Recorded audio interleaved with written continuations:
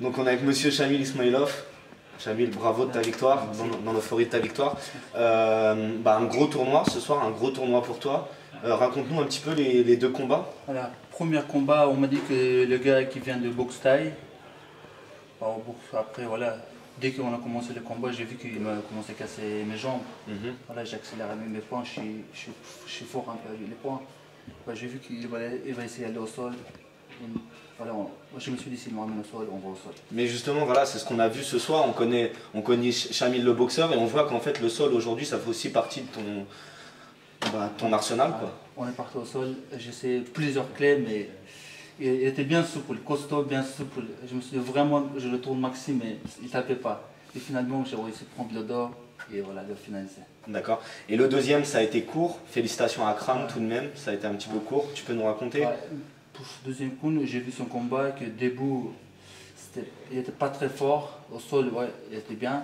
Mais je me suis dit, voilà, avec les points, je vais accélérer la première ronde. J'ai vu qu'un coup, je l'ai touché. Alors après, voilà, c'était fini. Il y a des gens qui sont contents. Merci mes gars qui sont avec moi. On laisse la place à la famille alors. Jean-François et Thierry. Thierry Boulrot, voilà, c'est lui qui m'a sponsorisé, tout ça. Merci à lui. Merci Thierry. Donc Chamil, pour en revenir au pancrace, on sait que tu partages ton activité de combattant entre l'anglaise et le MMA. Enfin, le pancrace, comment tu vois les choses? On sait que tu devais être sur la carte de l'OFC 4, ça n'avait pas pu se faire, que là tu reviens en pancrace.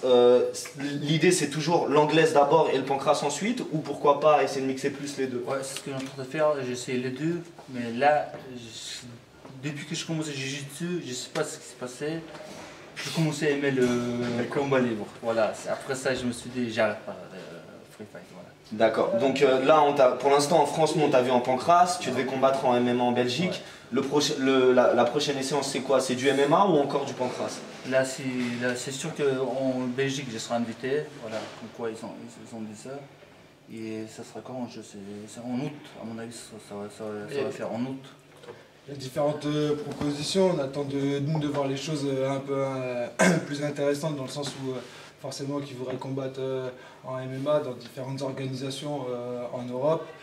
C'est vrai que par des soucis de papier, on est obligé d'être prévenu longtemps à l'avance pour pouvoir passer certaines frontières et avoir même des invitations d'organisation pour passer certaines frontières. Donc on jongle avec ça, avec les préparations, sachant que là depuis 2 ans, en gros, on doit être à 4 désistements de dernière minute. Donc ça veut dire 4 préparations qui sont tombées à l'eau. Donc il est toujours resté motivé malgré ces désistements. La preuve aujourd'hui, c'est que depuis pas mal de temps, il nous répète qu'il a faim et qu'il veut combattre. On a eu du mal à l'y trouver. Ce soir, ça a été fait. Ce soir, il a encore montré ses qualités. Et j'espère qu'à l'avenir, on va intéresser de plus en plus d'organisations, aussi bien en France qu'en Europe. Et justement, c'était la suite de ma question d'ailleurs pour finir.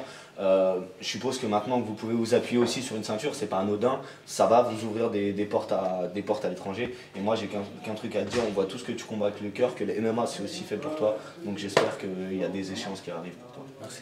De rien. Merci Chamil. Merci à vous. Merci à vous. Merci à toi. Merci les mecs. Ouais, bien, mais c'est